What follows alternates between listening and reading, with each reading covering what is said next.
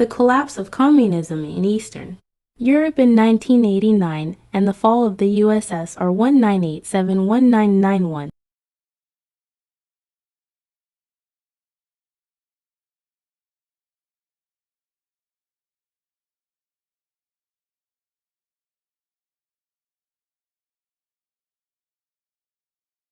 At the end of World War II, Eastern Europe was predominantly under Soviet influence, forming the Eastern Bloc, however. By the late 1980s, the grip of communism began to loosen due to a combination of internal and external pressures. One of the key factors contributing to the collapse was the economic stagnation experienced by the Eastern Bloc countries. Communist policies and centralized economies failed to deliver economic growth and prosperity. Widespread shortages, inefficient production systems, and limited consumer goods. Political dissent started to emerge in several Eastern European countries. People began questioning the legitimacy of the communist regimes and demanding political reforms. Movements advocating for democracy, freedom of speech, and human rights gained momentum, leading to increasing social unrest. During the reign of General Secretary Mikhail Gorbachev in the Soviet Union, he launched crucial initiatives, namely perestroika, which refers to the concept of restructuring or reforming the economic and political systems of the USSR, and glasnost, which means openness or greater transparency.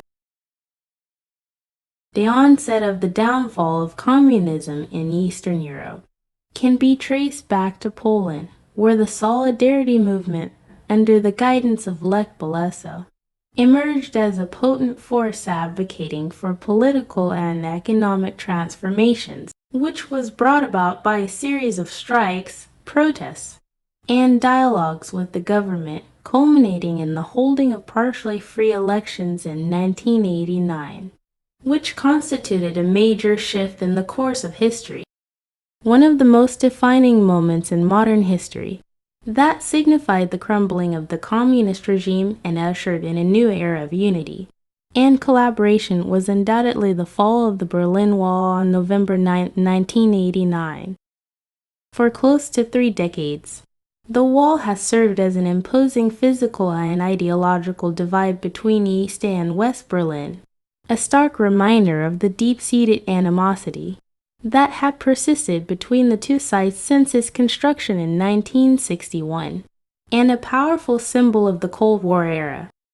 However, when the wall finally came down, it represented not only the physical dismantling of a barrier, but also a metaphorical tearing down of the Iron Curtain that had separated the East from the West, paving the way for the eventual reunification of Germany and the gradual restoration of relationships between former Cold War adversaries. The Velvet Revolution, spearheaded by Václav Havel and several other activists in Czechoslovakia, proved to be a pivotal turning point in the history of the country and the broader region, culminating in the downfall of the oppressive communist government in December of 1989.